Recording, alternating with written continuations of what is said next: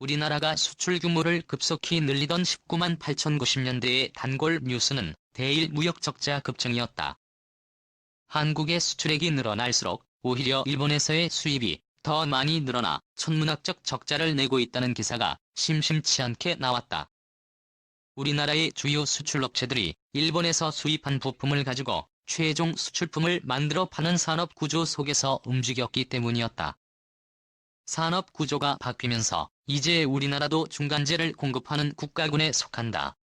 이 같은 중간재 최종 완제품 분업 구조는 방위산업 분야에도 적용된다.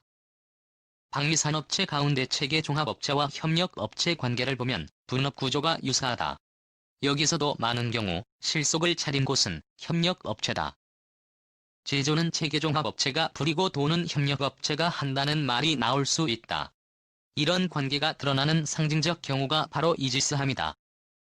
이지스함이라고 명칭 자체가 조선업체와는 무관하고 협력업체가 공급하는 시스템에서 유래됐을 정도다. 이지스는 신화에 나오는 방패이지만 미국 방위산업체 로키드 마틴은 함대 방공 시스템을 개발하고 앞 글자들을 조합해 이지스라고 이름을 붙여 마케팅 효과를 극대화했다. 우리나라 해군의 이지스함은 세 척이다. 배를 건조한 업체 즉 체계 종합업체는 현대중공업과 대우조선해양이다. 정식 명칭은 세종대왕급 구축함의 세종대왕함 율곡이함 서해류성룡함이다. 하지만 정식 명칭보다 이지스함으로 더 널리 알려져 있다. 조선업체들은 로키드 마틴의 함대 방공 시스템 즉 이지스를 탑재할 수 있는 구축함을 만들었을 뿐이다. 뒤대지급 구축함 한 척의 가격은 1조 원에 약간 못 미치는 것으로 알려졌는데 이지스의 가격이 차지하는 비율이 약 절반에 이른다고 한다. 현대중공업이나 대우조선해양이 수년에 걸쳐 설계와 건조를 했지만 핵심 부분은 동체로 로키드 마틴에 5천억 원가량 주고 사와서 배에 탑재한 것이다. 건조 비용에서 절대적인 비율을 차지하는 것뿐이 아니다.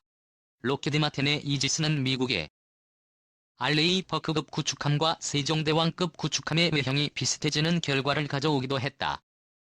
업계의 한 관계자는 구축함 설계 당시 이지스 전투체계에 맞춰 최적의 형태와 배수량을 도출하는 과정을 거치고 보니 비슷한 형태가 나왔다면서 로키드 마틴의 대공 방어 시스템을 탑재하는 구축함의 재원은 크게 달라지기 어렵다고 말했다.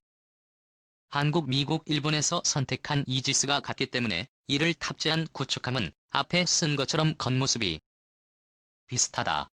이지스는 이미 세계적으로 수상한 방어체계의 상당 부분을 차지하고 있다. 미 해군, 오스트레일리아 해군, 일본 해상자위대, 노르웨이 해군, 한국 해군, 스페인 해군이 해상 대공 방어체계로 다양한 수준의 로키드 마틴 제품을 쓰고 있다. 국산 전투체계도 있다. 하지만 아직은 갈 길이 멀다. 우리 해군의 대구급 호위함에는 한화 시스템의 전투체계가 들어간다. 로키드 마틴의 이지스가 전체 건조 비용을 절반에 육박하는 반면 대구급 호위함용 전투체계는 백합의 10%를 차지한다고 한다. 업계 관계자는 전투체계가 정교하고 다양한 기능을 통합적으로 운용하도록 해줄수록 가격이 올라간다면서 세종대왕급 구축함은 배의 크기뿐 아니라 유도 미사일과 레이더 성능이 세계 최고 수준이기 때문에 이를 가동시켜야 하는 소프트웨어도 복잡해질 수밖에 없다고 설명했다. 한화 시스템은 외국에 수출되는 수상함에도 전투체계를 공급하고 있다. 전투체계는 해당 국가가 별도로 선정하는데 한화 시스템의 것을 사용하기로 한 것이다. 2010년 대우조선이 말레이시아에서 수주한 훈련함 2척과 2016년 현대중공업이 필리핀에서 수주한 호위함용으로 선정됐다. 한빛 시스템의 필리핀에서는 수주 경쟁을 펼칠 때 과거 모회사였던 타일레스를 따돌리고 계약서에 서명했다. 전투기를 제작하는 과정에서는 군함 건조 때보다 체계종합업체의 몫이 더 적다는 얘기가 있다.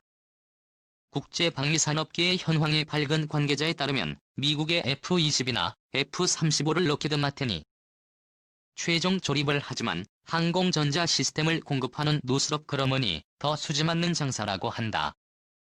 최근 제작하는 전투기는 대당 가격에서 항전장비의 가격이 차지하는 비율이 상당히 높다고 한다. 항전장비의 비중은 앞으로 계속 높아질 것이다. 전투기를 직접 생산하지 않지만 항전 장비에서 독보적인 경쟁력을 지닌 이스라엘 업체들이 항공우주산업 전시회에 꾸준히 참가하는 이유다. 미국뿐 아니라 우리나라에서도 체계종합업체와 협력업체 간의 유사한 관계가 목격된다. 한국형 전투기 개발 사업은 한국항공우주산업의 최종 완성업체 즉 체계종합업체다. KFX는 지난해 설계를 마치고 올해부터 시제품 기체 제작을 하고 있다. 아직 내부적으로 협력업체와 분담을 고려 중이겠지만 AC 레이더 등 새로 개발해서 탑재해야 하는 장비의 가격이 만만치 않을 것으로 전망된다. 고가의 항공전자 장비 이외 카이의 보람의 사업 진행 과정에서 협력업체의 파이의 큰 부분을 떼어주는 것은 제트엔진 제작사를 상대로 구매할 때이다. 2015에서 16년 미국 제이와 유럽 롤스로이스 컨소시엄이 KFX 엔진으로 선택을 받기 위해 치열한 경쟁을 펼쳤다.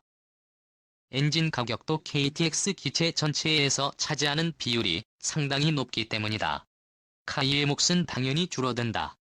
앞에서는 벌지만 뒤로는 빠져나가는 것이다.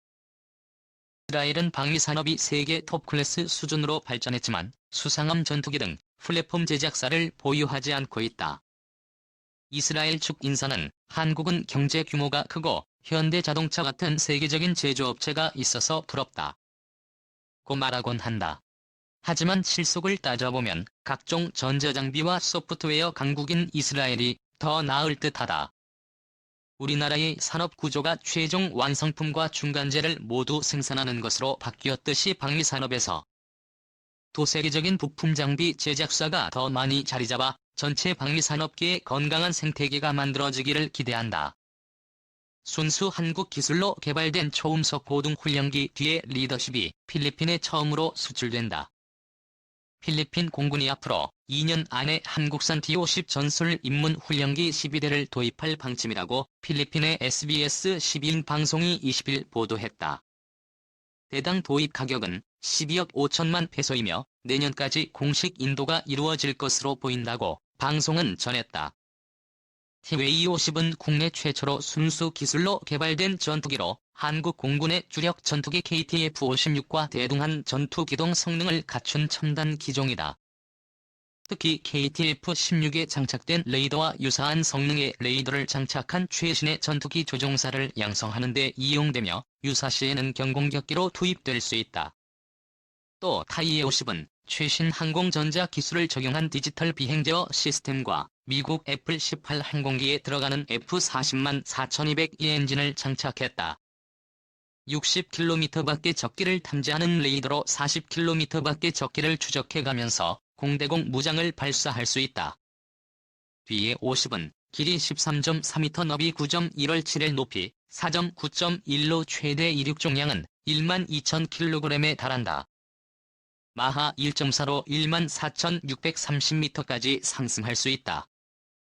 유사시 경공격기로 투입할 수 있는 길이 50 도입 방침은 필리핀 정부가 남중국해 스카버러 섬 영유권을 둘러싸고 중국과 첨예하게 대치하고 있는 가운데 공개된 것이어서 주목된다. 필리핀은 최근 중국 전투기로 추정되는 군용기 2대가 스카버러 섬 상공을 비행한 것으로 알려지면서 공군력 증강에 박차를 가하고 있다.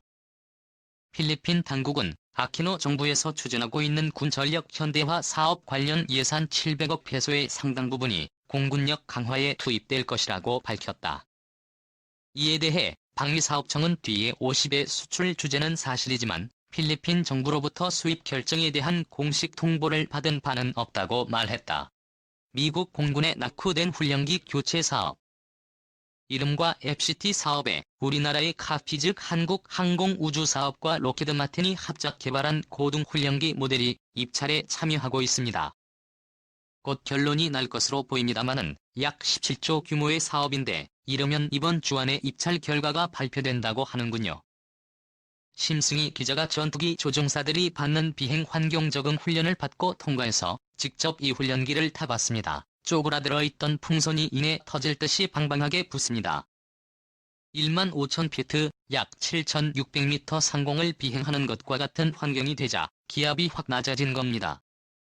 산소 마스크를 벗자 99%였던 혈중 산소 포화도가 1분도 되지 않아 60%대로 낮아지고 소비가 빠졌습니다. 최고 3만 피트 상공을 매일 비행하는 공군 조종사들은 이 센터에서 3년마다 비행 환경 적응 훈련을 받습니다. 전투기 조종사들은 중력의 최소 10배 이상 최대 9배까지를 견뎌야 합니다. 제가 직접 훈련을 받아보겠습니다. 중력의 3배를 넘어서자 체내의 피가 하체로 쏠리는 느낌이 뚜렷해졌습니다. 다리와 복부에 힘을 주며 소리를 내는 앨런 호흡법을 유지해야 합니다. 이 같은 훈련을 거쳐 공군 파일럿의 상징 빨간 마후라를 목에 둘렀다. 제가 탄 이 항공기가 DA-20입니다. 이곳 경북 예천에서 울진 상공 3만 피트까지 전투 비행 훈련에 참여해보겠습니다. 시속 700km로 1만 5천 피트 상공을 날던 기체가 순식간에 180도로 뒤집힌다. 가상의 적기로 설정된 전투기를 요격하고 울진 죽변항으로 설정된 적진을 모의로 격추하기도 했습니다. 공군의 전투기 조종사들은 뒤에 50으로 고등훈련을 받습니다. 우리나라 카이는 록히드 마틴과 함께 ET-50의 모체를 개량한 T-51 유로 17조 원 규모의 미공군 고등훈련기 교체 사업에 참여 중입니다. 그간 해외 4개 나라에 64대를 판매하는 등 안정성이 검증됐다는 게 강점으로 꼽힌다. 보인 사법 합작의 PX-1과 함께 양강 구도를 보이고 있는 가운데 입찰 결과는 이르면 이번 주 중 발표될 예정입니다.